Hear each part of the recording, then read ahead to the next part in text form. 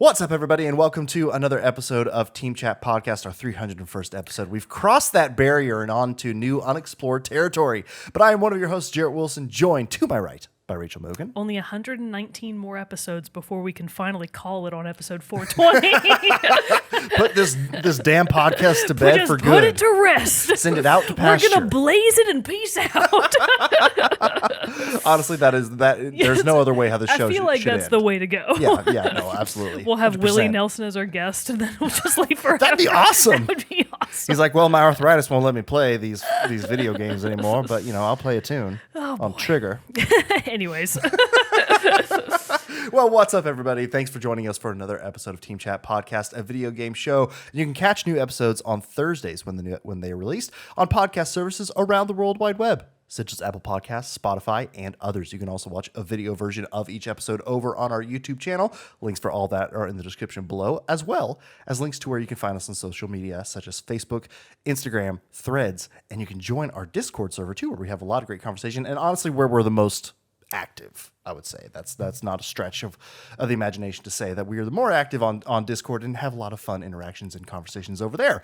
But if you love Team Chat Podcast, you've been listening to us for 300 episodes or, jumped along somewhere along the way, you're like, man, this is really cool podcast. I really like what they're about and want to help make this show bigger and better. Well, you can do that by going to patreon.com/teamchatpodcast, just like Ark, Super Saiyan Ace, Erica L, Elise F, Zach S, Susan M, James K, Michael B, Andrew M, Michael S, and Brandon W have done. They've headed over to patreon.com and support the show for as little as $1 a month, just like you can. And in return, we'll give you cool perks like getting the episodes early before their general Thursday release and access to a private channel on our Discord server, the Rogues Gallery, and a lot of extra stuff along the way. But if you can't do that, that's no big deal. We totally understand. There are a lot of great free ways that you can support the show as well, such as telling your friends, writing us reviews, or subscribing wherever you listen to or watch the show. But regardless of however you find us and how you support us, we love you all. Heart emojis to each and every one of our viewers, listeners, patrons alike. I almost forgot about the heart. I did too. I was spacing out new so era. hard. Wow.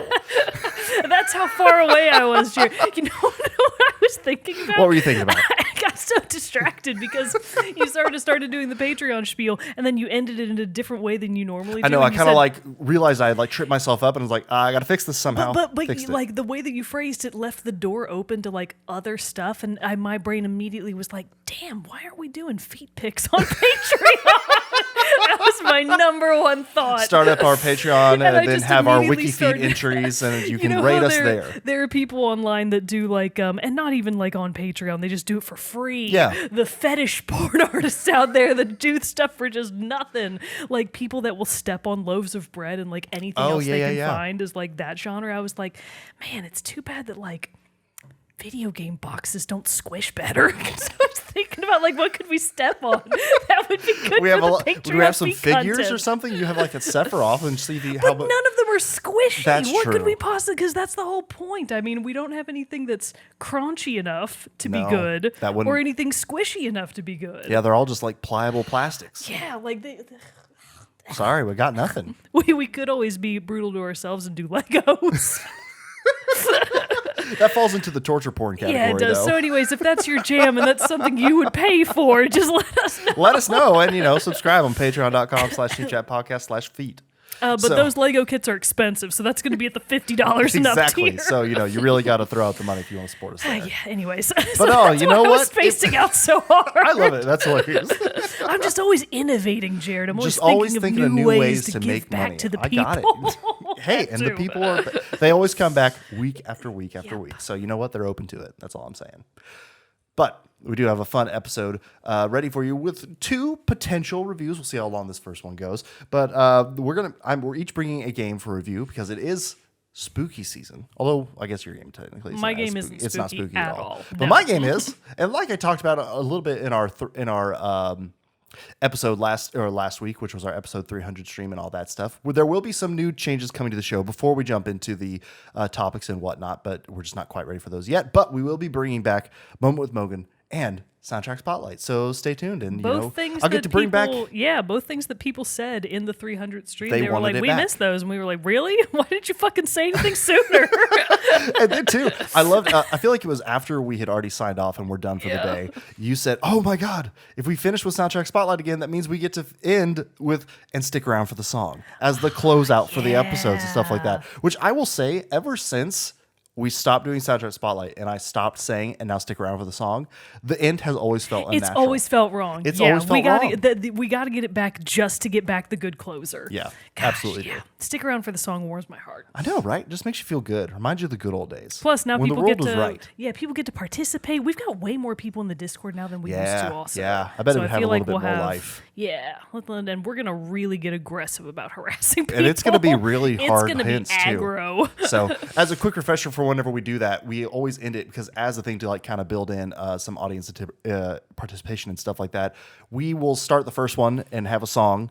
We'll play like a little bit of it. We'll give you a hint about which game it's from, and then the first person to be able to correctly guess the game will be able to submit a soundtrack for us to use in the next episode. So it just kind of snowballs and starts this whole big And thing. you can be as obnoxious as you want. All those meme songs, like that meme song from Final Fantasy X, Stecky Danai.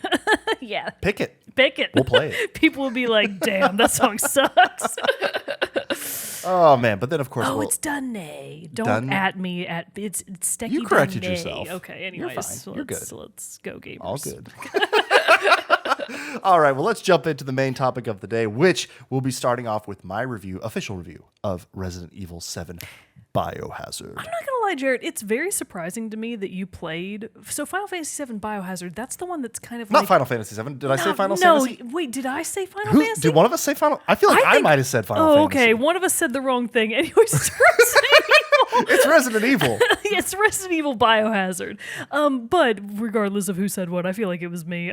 Regardless of that, I just always, you don't love scary games, do you? Like sometimes they're kind of too scary or too stressful. It's not so much. I don't honestly, you know what? And it's kind of the thing. After playing Resident Evil 7, I was kind of like, why don't I play more horror games? I just feel like you've mentioned before that you don't really like them that much. I feel like it's more that I feel like I have to play them at a very specific time of year. And then when I play, and then I'm usually always involved with some other game that makes me hard to want to pull away to play a horror game. Because no, it's not like I've been really too. Outlast, I did pull the plug on. Maybe that's the one I'm thinking of because I remember specifically that you've said that you did not finish Outlast because of the game itself. It was pretty freaky, I will say. But no, like and again, my list is not going to be very long, but I'd like the ones that have come up. Like Until Dawn, I loved Until Dawn. Counts as a spooky game. That was a very spooky game, and that one was. I would love to actually just kind of redo that one and see if I get a different outcomes and stuff like that. You're also the only person I personally know, I think, that played Resident Evil 6, the one that everybody hated. So I gave that one. Okay, and I played Resident Evil 5. I played Resident Evil 6. A good portion of Resident Evil 6. I did not finish it because it had so much repeating different characters, but repeating chapters and like scenarios. It felt so very similar, and I kind of got just tired of it by the end of it.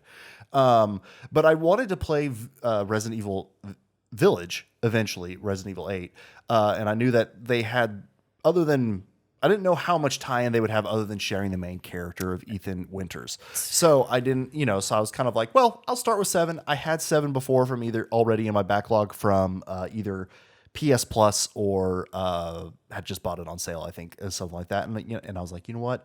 I'll give it a shot. And I had it downloaded. I was ready to go. I was honestly trying to decide between it and Alan Wake, the original, of playing through. Oh, okay. I know I mentioned it a couple times. I don't think the timing is going to be on my side now anymore because I wanted to try to finish up Uncharted 3 and play Alan Wake before Halloween. One of those two things you just said is the stupidest thing that anyone could waste time on. I have to finish Uncharted 3. I started it. And I'll clarify, it's not Alan Wake.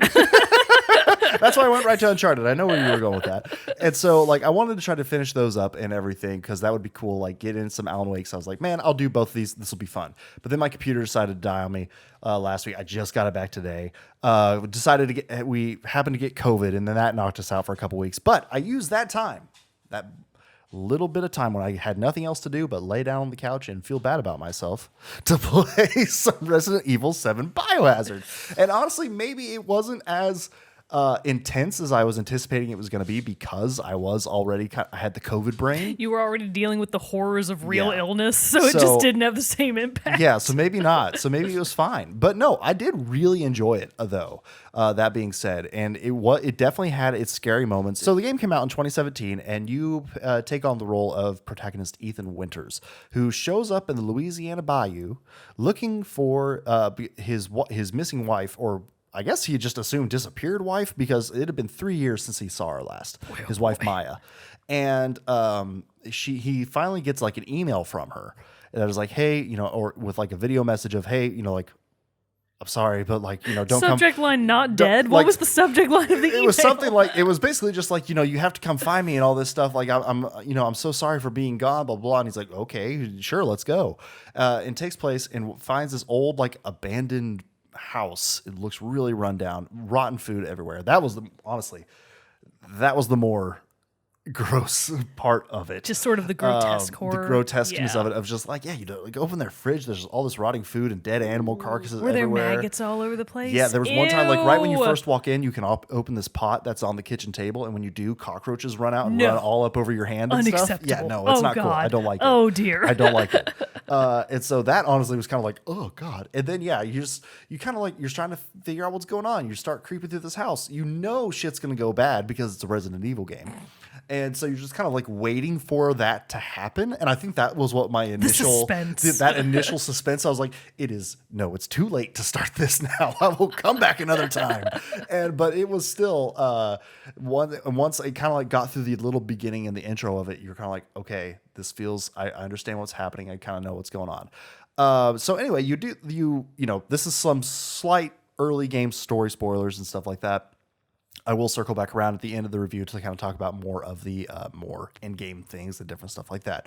But you stumble into this house, and within short order of you getting there, you don't discover a whole lot. When you do actually find Maya, and you're like, oh. Now, granted, you had to go into an underground basement, which led into underground caverns and tunnels with iron cages and everything like that. And you're kind of like, this does not this does not bode well. This can't be good at all.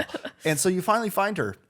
And she starts like leading you out. And you're like, wait, and she's at first surprised to see you. And you're like, what? Why are you surprised? You sent me an email. Babe, you emailed me. Exactly. Like you hit me up on the AOL. And so Maya at AOL.com was that? God, I feel like that's the kind of in-game detail that, what was her email address? I don't remember I gotta know. That would be Maya Ethan's wife at hotmail.com. If nobody's taken that already, you should take that. That would be really good. And so you try to start escaping, but then as you're escaping, she like becomes evil and like looks monstrous and starts like attacking she like physically transforms. Yeah, her like eyes go all black. She's like really looks like dark stuff running through all of her veins that are now popping out on her head and stuff like that, and like speaking in a really like like ghoulish, like dark, distorted voice and stuff. Oh God. And so and then she starts attacking you, and you like wind up. This is the thing that was kind of like funny. Just like a tone thing. And again, this is sorry for the early game spoilers, but you have to like defend yourself from her and kill her.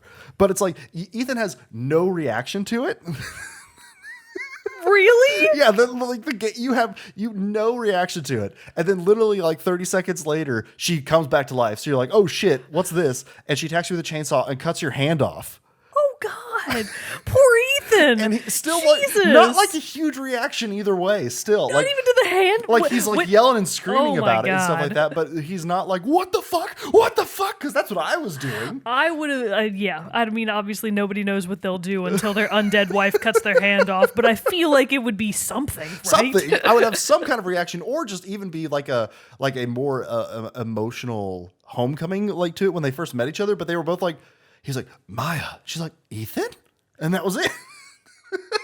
So just a funny little tone thing. But anyway, you go on to discover the house is owned by the Baker family, and Maya has been held hostage by the Bakers. And like Maya having some weird mutations, things going on, so do the Bakers. And so this basically is you're trapped inside this house. You're their prisoner, and the goal of the game is to eventually still hopefully free Maya, figure out what's going on with the Bakers, and be able to escape and get to freedom. Like I said, in terms of like mechanics, combat, and stuff like that, this one does throw it back to the original Resident Evil games, where it is like ammo is very scarce. You're trying to work with the environment as best you can. You sometimes just have to straight up hide in a dark corner while you're waiting for somebody to go by you and different stuff like that as you're hunted through the house. You'll find weapons. Will eventually get like a pistol, a knife, various other things like that, and a few other weapons throughout the game.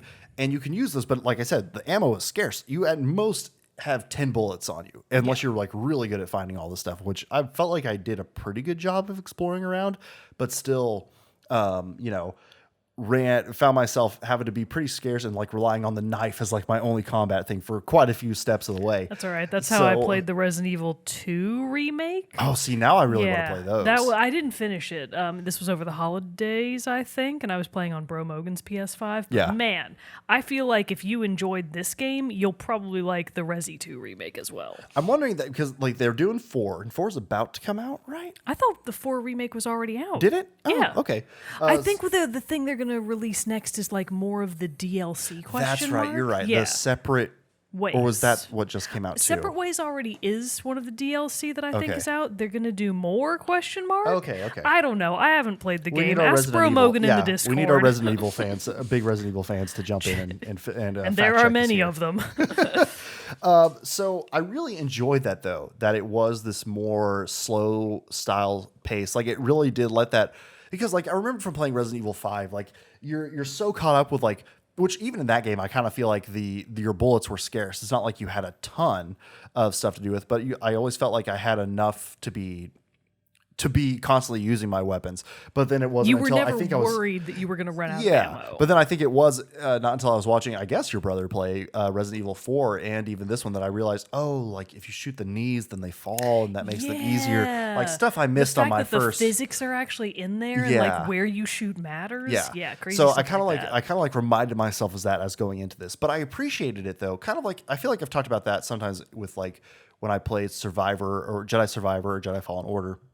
These games that didn't let you hack and slash your way through them, and you have to be more strategic and in your gameplay. And I kind of like that this had the same effect, but in a different way. Now, was that also the case with 5 and 6? Because I feel like those are the ones that went for the more action route. But did they still have touches like that where if you shoot the legs, you can literally cripple them? Was that still a facet of those games? That was. You could you could shoot them, because in 5 you're playing as Chris Redfield, and you can shoot like a knee and they'll stagger, and then you can run up to him and like do a super uppercut punch and kill him.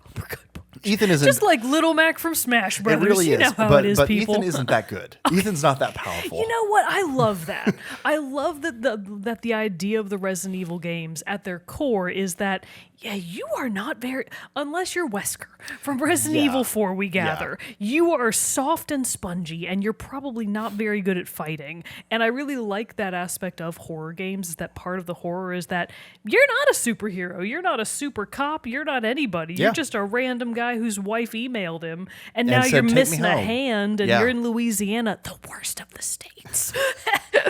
And you've got your life is literally on the line in a way that it's not in so many other games. That's I think one of the main appeals of games like Resident Evil. Well, because so many times in this game, like I said, I'd sometimes have to just like hide in a dark corner to get away from one of the bakers when they were chasing me, and even just that of just feeling. It really does cement that feeling of like, I'm powerless here. Like I literally have nothing to defend myself. I can use a fucking tiny knife that's going to like just make him mad more than anything. And I'm not going to be able to, so it's just like you feel that like hopelessness of what do I do here? I'm really stuck. So kind of like, not only are there like the environmental puzzles that you have to sometimes solve in the game to like access new areas and things like that, get out of rooms, but there's also that just like puzzle element to it of like, I have nothing. And I know I can either hopefully stumble upon a pack of handgun ammo that I can reload my gun with. Hopefully I can find maybe some gunpowder and then some chem fluid that I can combine to make more handgun bullets. It's just like, but what do I? But also, he's chasing me and will kill me in 2 hits, and I really don't want to have to redo this section for 5 more times. So it's a lot of that stuff, and I really appreciated that more like slow burn, that just always the unsettled feeling of dread, like that something's going to jump out and get you. And I know that's like what really helps sell a horror game and stuff like that. But in this case, I really appreciated its slower touch. I gotta say, I also appreciate, at least at like from a distance value, because I haven't played Resident Evil Village, but it looks like a really nice mix of both a return to the horror roots of Resident Evil as a whole, and also like a nice sort of callback to sort of the roots of horror as we know them. Yeah. At least as far as film goes, because what you're describing sounds so Texas Chainsaw Massacre to me. Yeah. Like it really feel like down to the very like the ruralness of the swamp. I assume they probably don't have nearby neighbors. No. So you're just out there alone with random hillbillies, I would imagine. Yeah. I really like that. That's just like a classic doubling down on horror tropes. Yeah. And because too, it's, so yeah, it just really, like you said, doubles down on those tropes, and it just really, and I think that's why I feel like 8, I'm curious to play, because it is going to fit, I feel like, the atmosphere I'm more looking for in terms of like, because like with horror movies, I really enjoy folk horror and stuff like that, like Wicker Man, Apostle, different things like that, Oh, you watched Apostle? Yeah. I actually did too, and that movie kind of scarred me. Oh, honestly. really? Yeah. That's the Dan Stevens one, right? I don't know who Dan Stevens is. But it was on Netflix, and it was like yes, he goes to a village Yep. and stuff like that. That's on like a random island out in the middle of nowhere. Yes. Oh gosh. I like that one. It was very memorable. Yeah. I'll put it that way. It was a memorable movie. Or The Witch, something like that. It's the Vitch. The Vitch, the double Vitch, the Vitch. The Vitch. And so I really like that aspect. So I think Resident Evil Village will fill that a little bit more, but no. Resident Evil 8, you mean? Resident Evil 8 Village, right? This is Biohazard. Oh, right. I'm sorry. I think I'm getting my names confused. I know they're all. Yes, my bad, everybody. And so I really think that, but I did appreciate the more like Texas Chainsaw Massacre kind of like or really even like Michael Myers, because like that, as you go against the Baker family, they're, like I said, they're not just normal people either. They have their own little bits of surprises. They're just those along the way. relentless, slow, unkillable machines. And so that adds its whole other layer as you're going through this just like completely creepy house. Give me a little breakdown of the Baker family. Who all makes up this family? There's the dad, Jack Baker. There's the mom, Marguerite. There's the son, Lucas. And then there's also, this is just at the beginning of the game and stuff like that. And then there's also like their old grandma and stuff who's like chilling around. She doesn't say much though. And what's the grandma's name? Just Granny? Just grandma. Okay. Meemaw. Grandma Baker? Grandma Baker. Meemaw. Meemaw Baker. And and then I think they have another daughter. Yeah, another daughter, Zoe. And so I was actually kind of surprised by this. Slightly veering into more little spoiler stuff, but again, the game came out in 2017. It's been out for a little bit. Yeah. But I was very surprised. The first of the Bakers that you go against, because I don't know, just in my head, I'm thinking you're going to go and fight the kids, then the mom, then the dad, or something like that.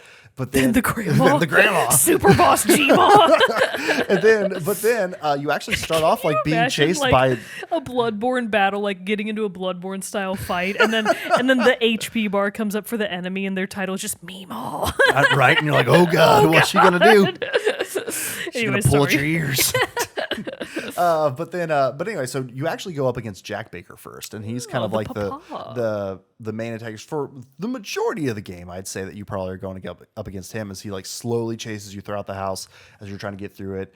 The one other thing about this game that adds the extra element are the environmental puzzles, which you need those a lot to like be able to unlock different areas of the house, get to some of the other parts like the yard, basements, and different stuff like that. But how they do it in this one is it's mostly based on like iconography, which I think was really interesting. And I like how it kind of like very subtly at the beginning, not subtly, but like makes a very pointed effort at the beginning of the game to show you like, hey, pay attention for these.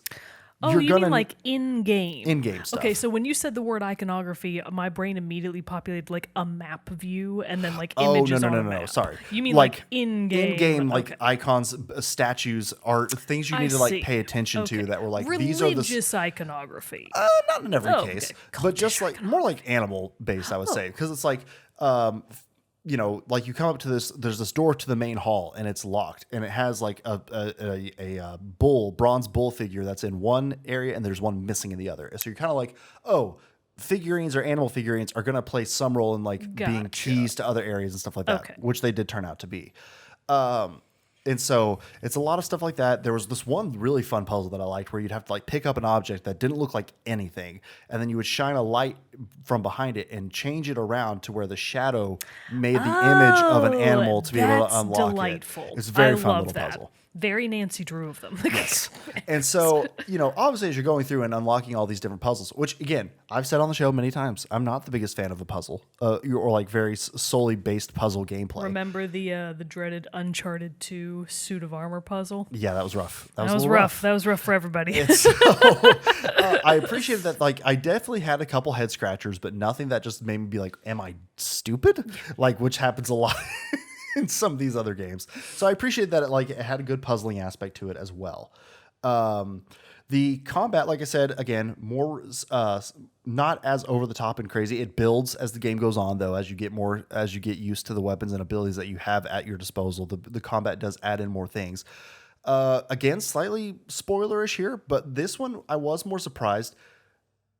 This one does have a strong showing, but not like of monsters and stuff like that, but not as heavy as I would say other Resident Evil games have had. So you mean monsters other than the bakers? Yes. Oh, so there are other critters. There are other critters going around as you get more into their house and uncover more secrets. Because that's the big thing is like you kind of just think it's like I gotta get her away from this family, but then you realize there's more going on under the surface as you spend more time. And yeah, you start finding some of the old, not necessarily like Resident Evil repeats, but there was the one like.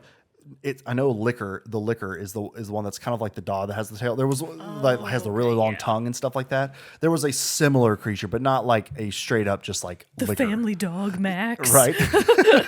And so it's fun getting to fight against all that, but it just really builds up. But I kind of appreciated that, though. I don't know what I'm trying to really say there, but I think I appreciated it, though, that I was anticipating it just being like hordes of zombies, hordes of all these other like grotesque creatures, which don't worry, there were, but it really was like the bakers were the bad guys. Nice. And I really kind of like felt that was a fun, not like turn from the rest of the series because they were still there, but just not what I was necessarily expecting. I kind of have a question about sort of how combat works. So Sure.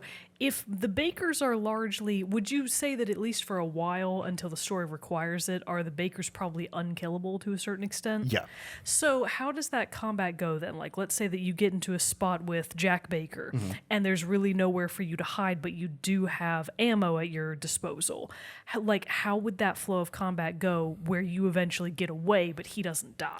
You have to after a bit of time when you're fighting him and doing damage to him, he will eventually just like pass out or be like knocked unconscious, or you can like daze him and he'll be like holding his head and like and stuff like that, and that gives you a chance to like just to bolt and get out of there. So is it the case where if you just basically put enough distance between you and him, he kind of de-aggroes until the next encounter? Exactly. Okay, I gotcha.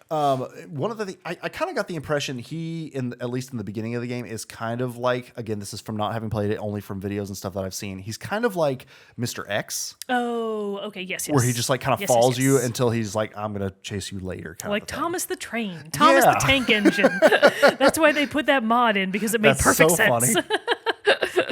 Anyways, yes, I get what you're saying. So that's kind of how it goes. And but the big thing about this one too is that in another change from Resident Evil 5 and 6, it's back to first person. Yes. Which again also makes that horror aspect just a little bit more real. There's also a VR version of Resident Evil Biohazard. Ooh, oh yeah, I forgot about that. Could be scary. That as sounds hell. A little too intense. Sounds for me. a little too intense First for me of all, too. I get the VR nausea, so that would already put me at a disadvantage. And then on top of that, being scared, I don't know about that. That sounds like too much to me. But so I really enjoyed all that. Speaking of the bosses and fighting like the bakers and stuff like that, I did really enjoy all the boss battles throughout. Because I know that's another mainstay of the Resident Evil series, is like you're fighting the scrub little enemies, but then every once in a while, it's kind of like, the big bads come to play. And so like all of those fights I thought were really well done. And my favorite one though was probably the very first boss fight, which is against Jack Baker. And that one just like, it really does it's like the first boss fight you have where you're still kind of like, I am weak and these people can take me out no problem. And so when you finally like are able to get the upper hand against him, kind of after that, it like changes the flow of the game where you're kind of like, okay, I can handle whatever they're going to throw at me. But I really just like, because it's the typical stuff of like, you're either trying to just like do some damage to them, hit their weak spots, again, like shooting the knees, feet, head even, like just to stun them and different stuff like that. But the boss fights I thought were really all well done. When they do start getting more into like the grotesque monsters, it gets pretty wild. It gets pretty crazy. Boy, so it gets pretty nasty. It gets pretty nasty in there. But I liked all those too. Another part about it, and that is just like they were completely, I feel like they were optional. But like kind of just like helped give you more background into the game / understand what was going to be coming up later in the game. You would periodically find these videotapes that either Maya had left for you, or another slight story, beginning of the game story spoiler. You find a videotape. The first one you find is from like a film crew coming in to do like a haunted house tour thing. And Blair Witch Project kind of style.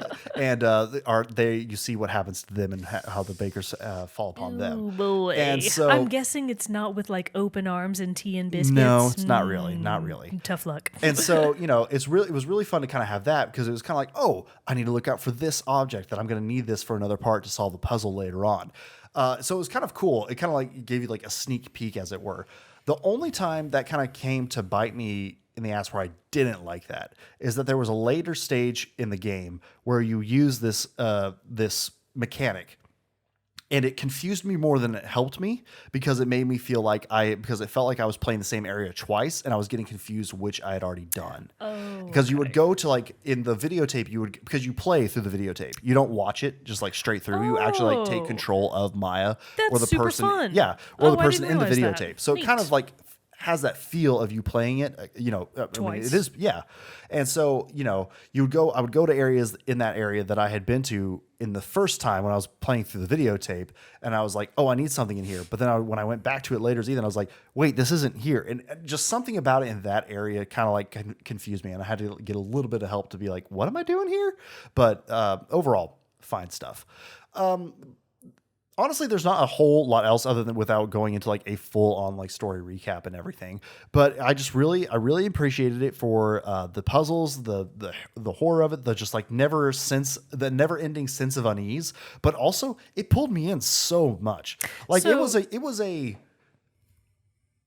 I'll have to go back. Oh, I think I can look on my thing and see in the PlayStation app and see how long it actually took me to beat it. But it was like 10 hours. Like, it was not a lot. Which I feel like is the perfect amount for a Resident Evil game. Yeah. Any Resident Evil game that goes longer than the 10 to 15 hour mark, I think is too much. Well, in this one, I was kind of like, which I really appreciated how the story builds out when you start learning more about the Bakers and all of them and what's going on and everything and how they came to be so evil. As you kind of like unravel all those mysteries, it adds so much more depth to it, because I really was like, how are they going to keep this interesting for 10 hours where I'm just basically playing hide and seek from this family? Now, would you say that most of that backstory and lore was given to you through the videotapes, or were there other like collectibles and like diaries and journals and things? Collectibles, diaries, okay, gotcha. and then the other stuff. And then just like the main story of the game itself, like as you go forward and everything, kind of like lets you in on what's going on. How often did the villains monologue at you?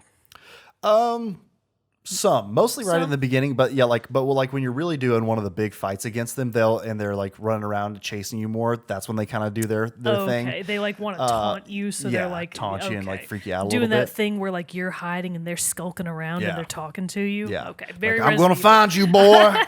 Kind of stuff like that. Yeah, gotcha. Yeah, and you're just like, oh god, don't find me. You're crying under the bed. I know. And so like I really just liked it. It was fun to get into that, to play something different. Like I said, I really enjoyed the slower play style of it and how that made me kind of like think about what I was doing more and be more immersed in it. And like I said, the story was really gripping. It had me going for the whole 10 hours. Like I said, I played it during COVID, so I played it pretty fast. Like I think I played through the game in like, how long is the game? Oh, one COVID's worth. But even then, I think like I played it. I beat it within 2 days of playing. Okay. Oh, like, yes. Damn, you just blasted through I it. blasted through it. Jeez. And there is quite a bit of DLC for it. There is like a free chapter of DLC you can get like right after you finish the game. Then there's a couple other like downloadable things you can get. And I finished the game, went and started the chapter of the DLC that came free. But then I kind of was like, nah, I beat the game. I'm fine. I'm good. I got this. So I don't feel the need to go on. Ethan is the protagonist in Village as well. Is that correct? So does the game itself or the DLC sort of provide any context for his next venture? As far as I know, no. Because Okay. I was talking with Brandon about that. Because when I said I started at Resident Evil on the Discord, he jumped in and said, "Oh, are you going to play any of the DLC?" And I was like, depends. Okay. And I asked him that specifically, like, well, does it set up anything into Village? And he's like, nah, not really. You know, I would say... It just kind of like closes up some loose ends in that are kind of like left from the story I just want to itself. clarify, I didn't steal that feedback from Brandon, even though he is very smart in this Discord, because I read the words Resident Evil and I was like, I'm out. So I just didn't read any of that. But that's good to know. Yeah. And so I really enjoyed it. And then, like I said, I've alluded to like there being a lot that you learn more about the Baker's family and everything as the game progresses. There's a pretty significant twist, which I really appreciated. So I will say if the horror games, Resident Evil is your jam. You want to tell me the shot. twist real quick, and we'll just put a little timestamp for people to jump forward? Yeah. Tell me the twist. I We'll love do this stuff. Okay, so story spoilers for like in-game stuff. A little TLDR, spoilers ahead, tune out. Tune out now if you don't want to do it. Check the chapters. We'll have like the Yep. timestamps for when it's safe to come back and all that stuff. Last warning. Here we go. You basically find out that through the course of the game that Maya... Jack Baker's your dad. No. Shit. Although he calls you like daddy and all. Oh, God. Characters call him dad and daddy and Ew, stuff I like hate that. Yeah, it's that. kinda gross. You find out that... There's only one daddy in this world, and Maya- that's Pedro Pascal. That is 100% true. But you find out that Maya is actually part of an organization, not Umbrella.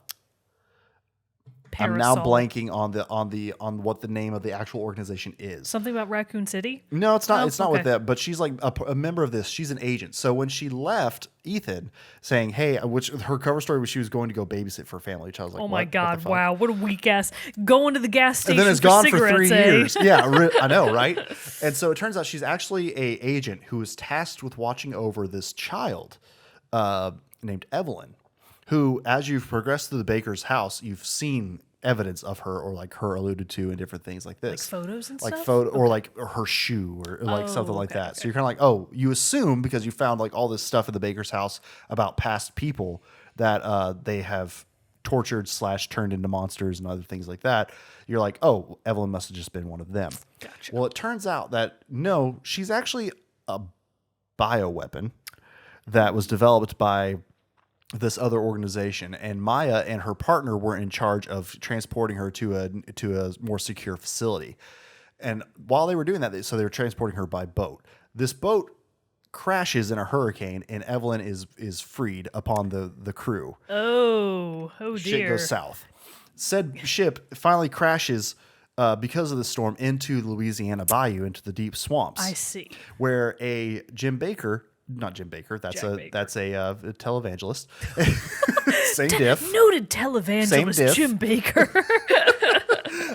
And so, but anyway, Jack finds Evelyn out in the swamp while he's out in his boat because he's like, I found this huge wreck at this tanker, and he brings her back to his home. Well, obviously not realizing what terror she was going to bring. So she infects all the Bakers. Oh, so the Bakers were just like a normal, chill normal family, which was like the that big sucks for like them. reveal at the end. Is like that they you weren't find, actually just an evil Texas Chainsaw Massacre family? You like at this Bummer. point late in the game, you get knocked out, and like Jack Baker appears to you like kind of as a vision thing or dream, and he's like, "Look, this isn't us. I'm so sorry, but like she came and she did this to us. She made this is like 3 years ago. Kind of thing. She's like, she did this to us. She made us into this." And so you've like discovered that Evelyn is the cause of all the monsters that you're fighting, called the Molded in this game. And I don't love that. and so like there are parts where like you would completely blow off Jack Baker's upper half, and it would just regrow and regenerate and everything. Boy. And then like he just became more and more grotesque as the game went on. But the thing you realize through journal entries and different things like that Evelyn, without being when she's out of her captivity or out of her captivity, I guess, she actually becomes to age rapidly. Huh. And get really old. Mima. She's the grandma. Oh my God. Who's just been chilling Wow. this whole game throughout the house, but she's like in a wheelchair and just like kind of like blankly stares. I've been blindsided. And, Damn. and so Evelyn was there the whole time as the grandma. I guess I probably could have guessed that if you had given if I'm so gullible. It didn't get me until I didn't pick up on it until the very end. Like Mima. it was literally like you're near the before second to last mission kind of thing, and you find like a book or audio recording talking about how she like ages or seems to be getting older, and I was like, holy shit, is she the grandma? Oh my God. That's just been like randomly popping up in various places in this house the whole damn time. What a good setup. It was That's really nice. great. So you do actually wind up fighting the grandma as my the final God. boss. That's awesome. And obviously, and then at the very end of the game, as you're fighting her, some Umbrella Corps people show up because apparently in the Resident Evil timeline lore, I missed this that Umbrella's not bad anymore. I don't know. I don't know that much about Resident Evil. I honestly but anyway, don't Chris either. Redfield comes down and saves the day again. Truly, most of the air quotes lore that I know.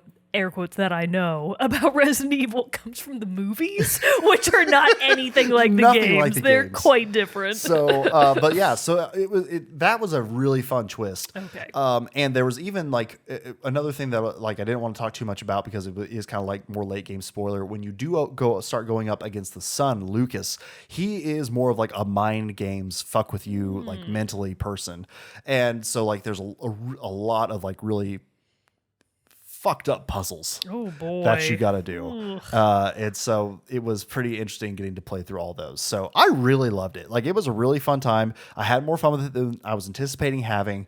And I really do think that if it's a solid horror entry. And by now, I would imagine being both an older Resident Evil entry and being 5 years-ish old by now, I want to say I picked it up probably find it on sale somewhere, right? I'm pretty sure I got it on sale, and when I got it on sale was a year ago probably, and I want to say it was $10.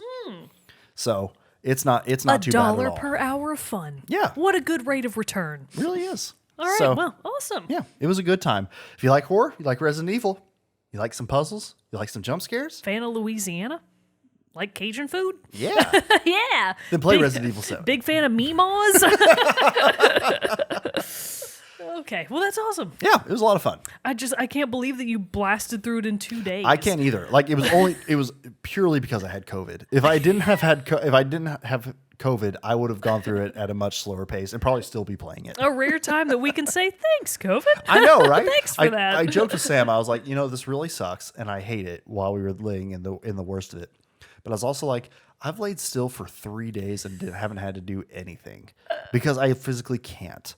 And that in and of itself is kind of wonderful. Yeah, that's pretty awesome. Yeah, you said that this round of COVID for you was really just, this is the first time you've had it, right? No, the second. We got it last year. Okay. But you said that this time was really just, for you at least, fatigue, right? Yeah, Oh, yeah. that sucks. Just when we were better and trying to get our house back in order and stuff like that, we were trying to clean, and I would literally stand up, dust a room, and then have to sit back down for 30 minutes because I was just I'm so tired. Which, again, can we just give it up for gaming? That the one thing that you can still do when you're still brutally fatigued is hold the controller in your hands and do a couple of little inputs. I felt like Mima. Oh, but yeah, that's pretty rad. Sounds like a pretty fun game. It was a pretty good one. So now I am very excited to jump into Village because I feel like that one kind of gets a little bit more, I don't know. Sexy. Oh, yeah, definitely that. But I don't know. I feel like I said, I feel like the atmosphere of that one I'm gonna hit with a lot better. Okay. Well, all the same. Not Biohazard. There we go. I keep wanting to call it Village, but it's not. Biohazard still sounds like, at least for me, I love those kinds of settings. Yeah. Mostly because I've played a Nancy Drew game based in Louisiana, There and you it go. was plenty spooky for me. So There you go. Yeah, You should watch a stream or playthrough of it sometime. Yeah, watch a stream of Nancy Drew and the Legend of the Not Crystal Nancy Skull. That'll give Drew. you a good idea for what you're in for with Resident Evil Biohazard. No, watch a stream of Biohazard. Yeah, that sounds pretty fun. So, it's a good time all All around. right, well, good job. Thank you. Good review. Thank you. All right, I will do the shortest. 'Cause I know we've already briefest- talked about it a little bit, yeah. I feel like my original spoiler alert. Here's what we're talking about. It's Final Fantasy Theaterythm. Oh, boy. As if our bungling the original titles of the games at the very beginning weren't an indication. I am back once again. I'm here at my pulpit. I'm up here on this stage. I've arrived here in this orchestra pit, there we go, to once again beg the good people of the gaming world to give Final Fantasy Theaterythm to give the good people one last chance to play Final Fantasy Theaterythm Final Bar Line. It's such a mouthful of a game. I feel like that's where I'm immediately losing people. It's a lot. Yeah, they're just already tuning it out. To give Final Bar Rhythm one last wrap-up episode, because originally when I did my, air quotes, first impressions, truly that was about as good of a review as I think I could do. I actually did a really thorough review of that game. I feel like it was really spot on. Mm-hmm. But now, that was back in what, March, probably?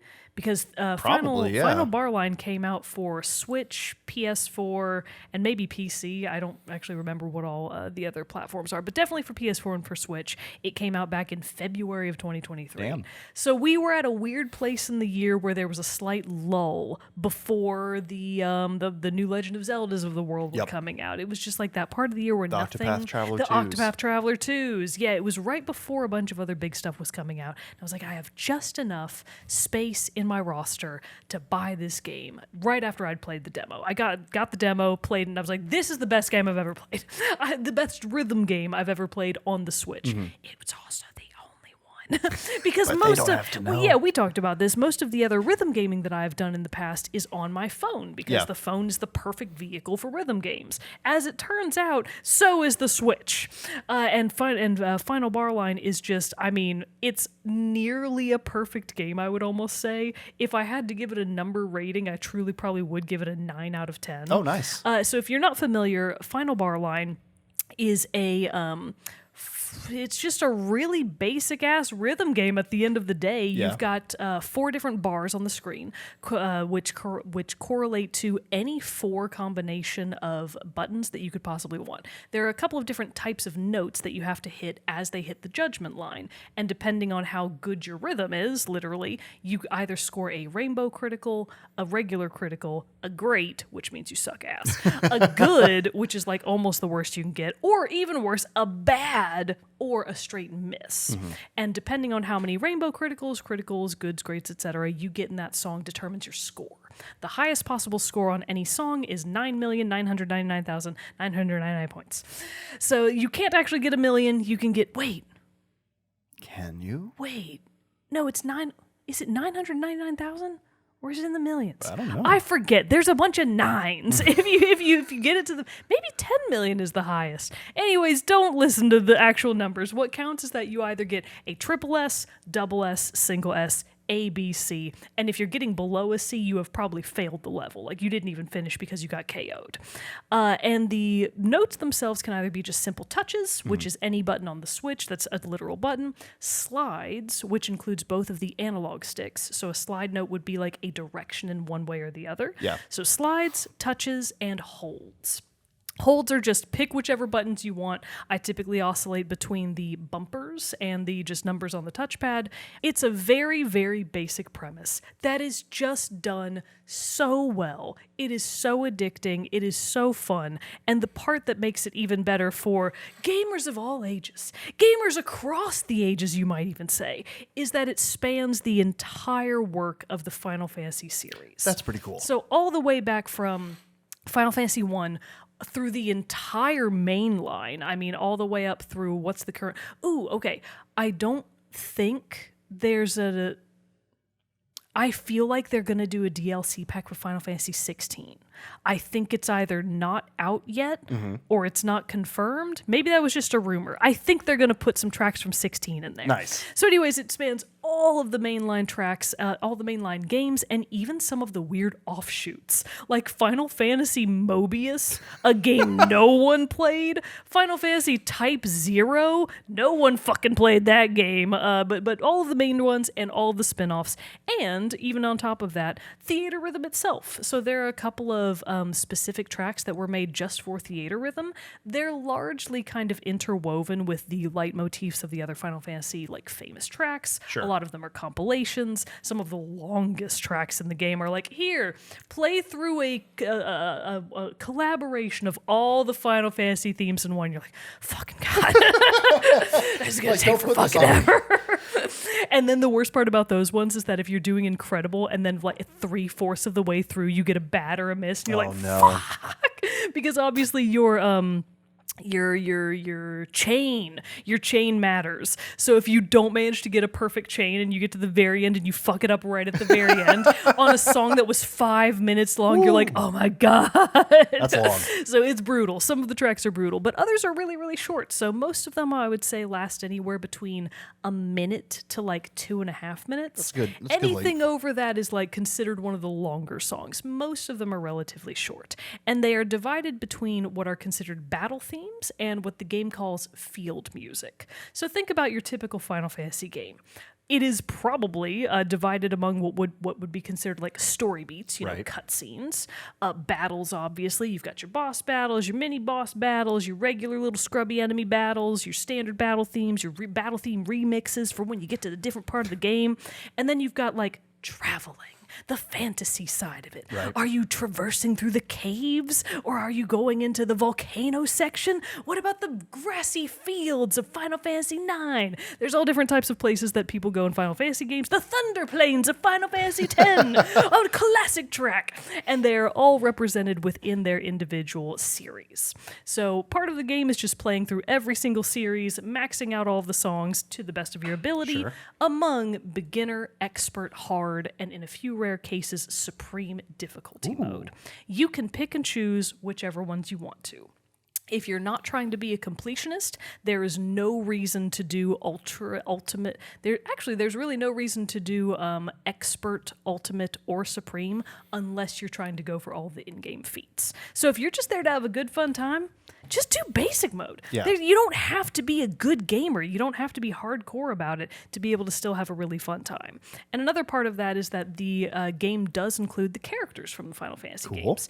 And when I was initially playing with the characters from the games, I was like, why does it matter? I feel like you can just pick whichever characters, you vibe with the most. Are you super into Final Fantasy VII? Great, you've got your Cloud, your Aerith, your Barrett, and your Vincent, and your Vincent character, your Sephiroths. You've got all the gangs all here, except for a few of the side characters. But most of the gang's all here, so you can just pick and choose whoever you want. And I was like, okay, it doesn't really matter, right? Could not be more wrong. I was really wrong about that. It matters a lot, especially if you're trying to knock out all of the quests, because every song in every series has a quest attached to it. I mentioned this in my original review. Some of them are as simple as complete this song with X character in your party. Others are defeat the boss in X amount of seconds. But I used to think, Jerrett. I used to think Back in the day, I thought that the defeat the boss in 25 seconds quests, I was like, that's literally impossible. Yeah. There's no way to do that. That's the hardest quest. I was wrong. Really? there are worse ones. The ones that really tripped me up are the ones that were super specific. Like, okay, defeat the boss by dealing fire damage. And it's like, oh no, I've got a core cast of characters at this point that I've been putting all of my leveling prowess into, and none of them deal fire damage. Ugh. How am I going to beat the boss? And then I've got these characters that deal fire damage, but they're so low level that I can't get through the scrub enemies in time to get to the boss before the song ends. Yeah. So problems on problems. And then some of the other ones are like, okay, you have to hit enemy weaknesses 5 times. But there are only 5 enemies, one of whom is a boss that does not have weaknesses. So you have to hit those 4 little scrubby enemies on their weaknesses without killing them. That seems difficult. In enough time to get to the end of the song, and I played that It's the Ignis theme. It's the Ignis theme from Final Fantasy XV's DLC. The one shining light. Fantastic theme. Ooh, such a good. beautiful That's song. Good. You don't mind playing it a million times? I wasn't that mad that I had to play it a million times because by the millionth time I was like, it gets better every time. I've heard such sweet tunes. So sweet, the violins in that theme, they really go hard, So I wasn't that pissed about it, but it's the kind of thing where I finally just had to go to YouTube and find someone that had posted their character, roster, and then the abilities that they had put on each character to make that happen. And I was like, fucking fine. Exactly. There's no shame in that. No, it was so hard. I had to do that. Had to do that with that one section in Resident Evil 7 when I was talking about, where I had to go back and I was like, I'm just lost and I'm so confused. My brain can't handle this right now because of COVID. Yeah. And you just got to do it sometimes. And they're like character roster compositions that I never would have thought of on my own. There's one that I lovingly call the Sean Toto canon. There's a character from Final Fantasy XI, I want to say, named Sean Toto. I never played that game. Don't know if I'm saying it right. Sorry to the hardcore stans. And she looks like a little. Her entire expression, she just looks like such a little shit. It really makes you adore her. I'm like, I think you might be terrible, but I love you. But she's a magic dealer, and I was like, okay, well, I don't really need Sean Toto because I'm using Terra and Ace, and those are my two magic, like my big magic heavy hitters. Sure. How wrong I was to abandon Sean Toto, because as it turns out, if you combine her play rough ability, which is her unique ability, which triggers on boss battles, which triggers on the appearance of the boss only once, but then you also combine it with bluff, which increases her own magical power, and then I think give her one other, it doesn't really matter what her third thing is, it's probably ruin. And then you get two other characters, but don't use all three of their ability slots. You get like Bartz and Ramza, but only give them Mimic, which copies what the previous used ability was. So they're actually copying Sean Toto's Play Rough, which like doubles down on her damage itself. And then in your final spot, you get somebody like Spiritus, who makes the party leader's magic abilities stronger. And then you also give him a scroll to learn Mystic Aura, which doubles down on that again. And then you also give him something else to give more magic power to the rest of the team. And then Sean Toto herself can deal like 99,000 damage. It's like, holy shit, I really didn't realize that this was the case. And in most cases, I probably wouldn't have gotten around to any of that deep level stuff on the series quests themselves. Where that nuance really started to matter was with something we didn't get to talk about in my original review because I hadn't gotten to it. Endless World. So we talked about the basic series quest, which is playing through all the different titles in the Final Fantasy series. There's also the online mode, the multi-battle. Gotta be honest, anybody jumping into Final Bar Line at this point, the online scene is not there anymore. It is quite rare that I'm able to find just people out in the wild to play against. Every now and then on the weekends I'll get lucky, but like on a Tuesday night like today, if I went and started a room for multi-battle online, I would get fucking nobody. Crickets. It would be straight crickets in there. So if you're playing it for the social aspect, unless you have a dedicated team of people that are going to play it with you, all of my friends in the Discord that won't buy the game. What are y'all doing? Yeah, unless you've got other people out there, you're probably not going to get super lucky with that. But you don't really need it because the series quests alone are already a huge chunk of game. And then there's Endless World. So once you complete every series, even if you didn't complete all the quests, you just have to have played through every series, it unlocks Endless World, which is a progressively more difficult gauntlet of randomized songs. Oh, random. So it's anything. And not only is it anything from the Final Fantasy titles, it includes any DLC you've bought. Oh, shit. So, like, I've purchased the Nier packs, the Octopath Traveler pack, and I think I actually downloaded the Bravely Default pack and then forgot. So I got to go back in there and start playing. New music. Yeah, I got new music in there that I'm not even playing yet. So I've only unlocked those 5. Were there 2 Octopath packs? There may have only been the one. I don't know. Anyways, I've unlocked approximately 4 to 5 DLC packs that I purchased on top of the base game for fucking no dollars. Those things are Hell yeah. steal. Like $3 a pop. That's Hell it? yes. Yeah, they're Wow. cheap. I mean, it's not a ton of songs per pack. But it's still, like 5 a lot to of 6 packs, songs. though. Loads of packs, though. So you can unlock the packs, and then those are in Endless World. And that was such a pleasant surprise because that gives you more of a reason to practice those DLC packs.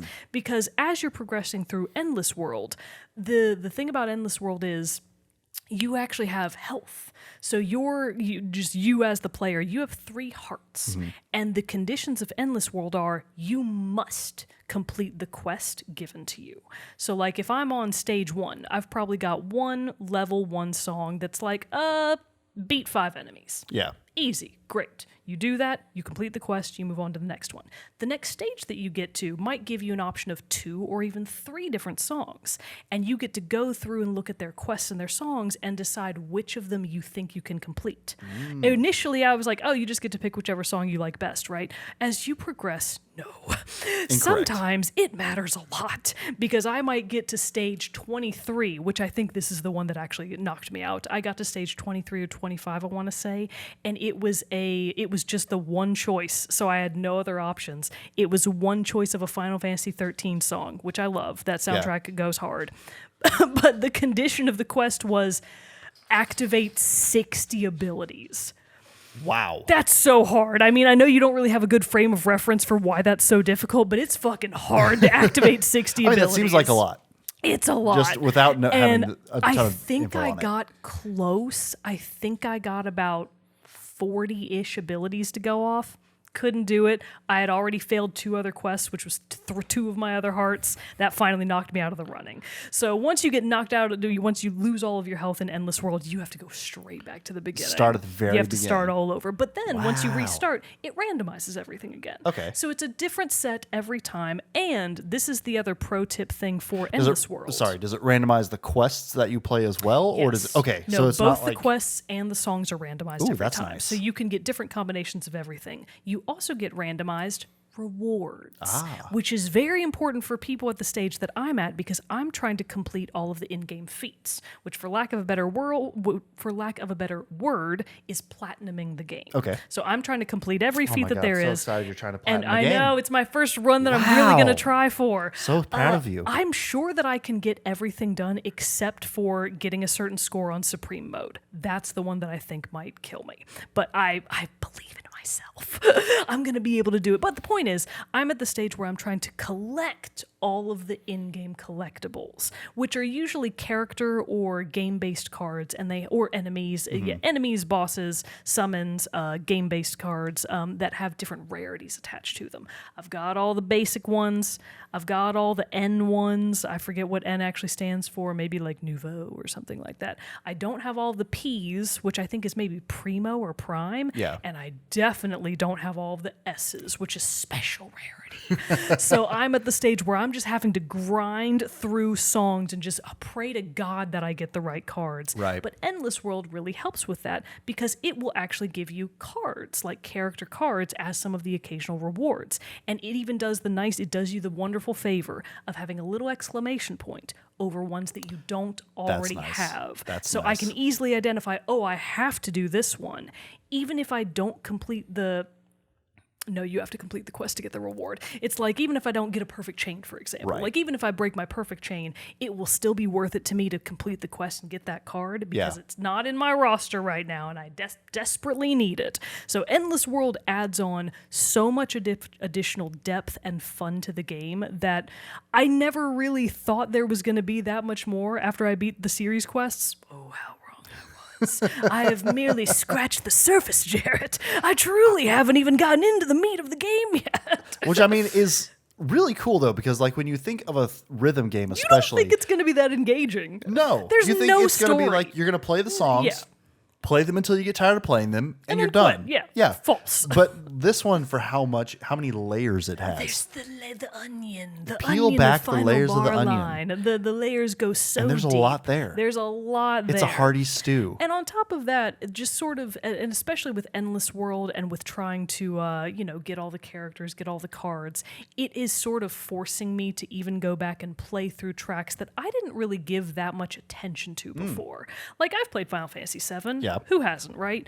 But I never really developed an appreciation for the Genova theme until I got to Final Bar Line, because Nice. there are approximately 3 to 4 remixes of the Genova theme. Well, and honestly, they all slap. They all go hard. And you're going to have to listen to it that intently to get the Oh, boy, beats are and, you. and Yes. everything down. So yeah, you're going to study these songs. You really do. Like, I cannot stress that it sounds like a slight to go onto YouTube and like try to help or to go onto the Reddit, as I often do, to be like, help, how do I fire off 60 abilities?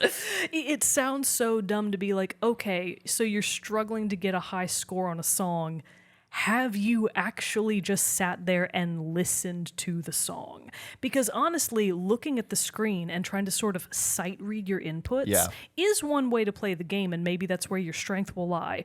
But truly, you have to really listen and truly be on the rhythm. So sometimes I don't even, like, I'm at the stage for certain songs that I've played enough that I'm kind of barely looking at the screen. Yeah. I'm really just listening to the cues, and that's what's getting me the rainbow criticals. Because I can get the criticals, but the rainbow criticals, you have to be on the beat to get Perfects those rainbow every time. criticals. And I'm at the stage where I'm like trying to perfect into all rainbow critical tracks. It's not working out for me yet, but I get a little closer every time, Jerrett. I get just a little Just bit getting closer. that sense of pride and accomplishment And every really, single time. sometimes looking at the screen is what's actually messing me up. It's like, no, I just need the vaguest, out of the corner of my eye idea of what direction the button needs to go in. Is it a hold or is it a slide? And then really just listen to the music so that you can get the beat. It's one of those things that like so often comes true when playing a game. You can sit there and just like bash against a wall trying to like get through at a certain point. But sometimes if you just take a break, take a step back,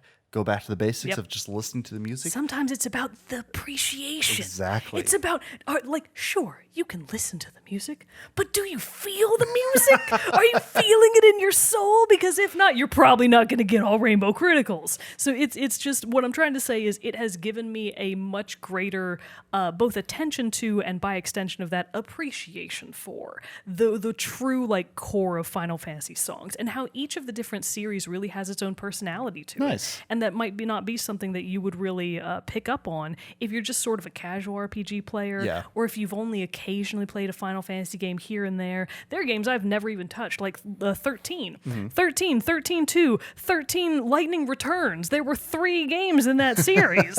And it's like, oh, I never would have known that sort of the main driving force behind that specific series is the killer violin. I never would have understood that if I hadn't have actually played Final Bar Line. So it's just a whole new world of music for me. That's awesome. That's awesome. And what a great way to get to like to fully like learn and delve into the music too. Yeah.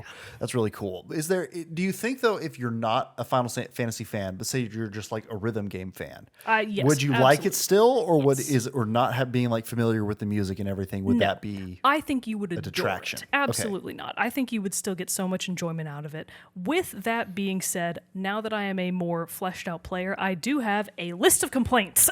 So you might remember previously from my initial first impressions, I think I had nothing bad to say about the game. I really think it was just all but glowing praise.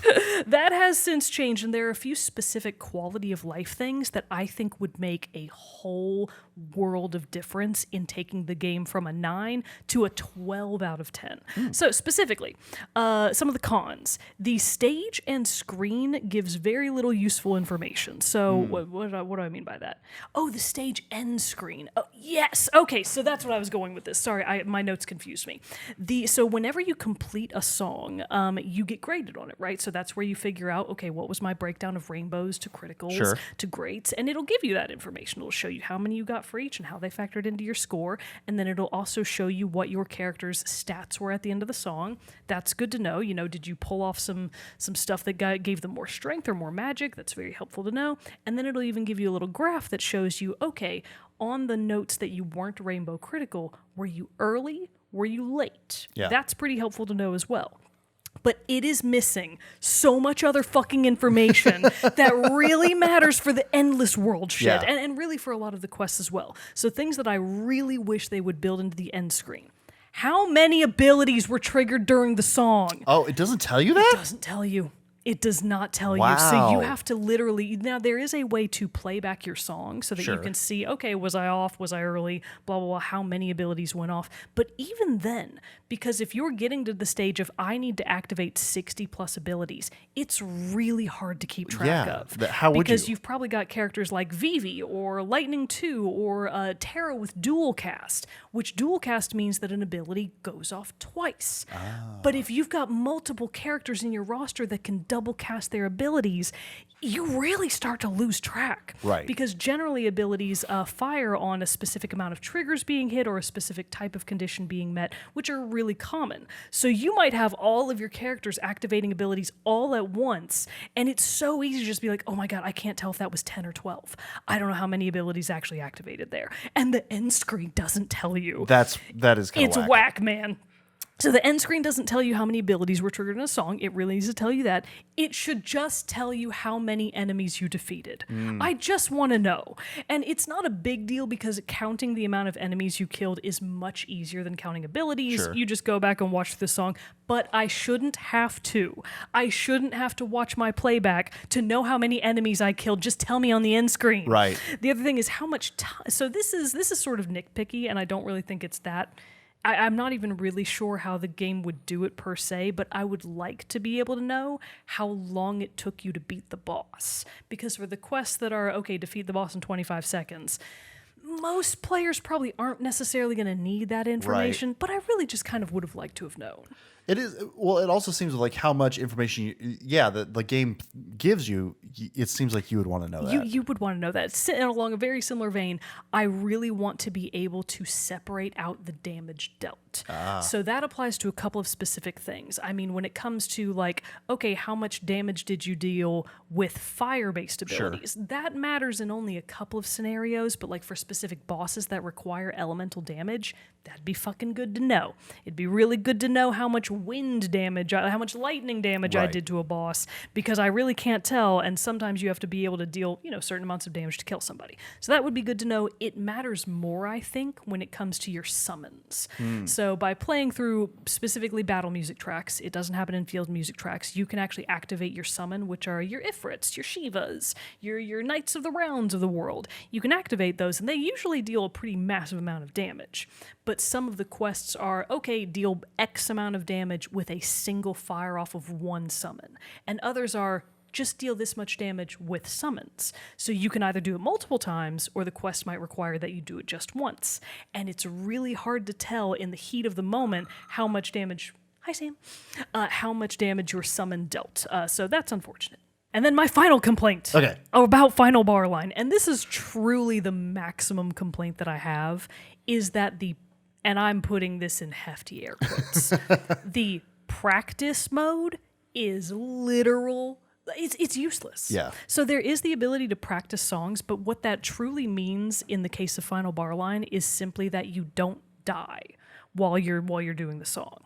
So practice mode does a couple of things that are just awful. So for starters, it's really just to play the notes. Your characters are not present.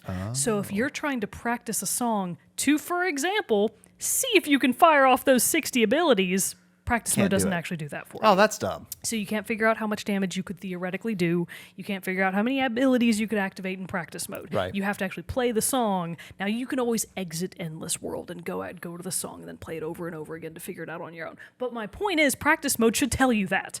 And then more importantly, there's no convenient way to actually practice the songs, because what you can't do is slow the song down. Oh. And for cases like Ultimate Mode and Supreme Mode, the thing that you need to practice is being able to do the configurations of inputs fast enough to succeed at them. And in Supreme Mode, I don't fucking know how you do that. I don't know how you do that. You just gotta practice Supreme Mode. So the game does allow you to slow down the speed of triggers, but here's the thing: slowing down the speed of the triggers does not slow the song down.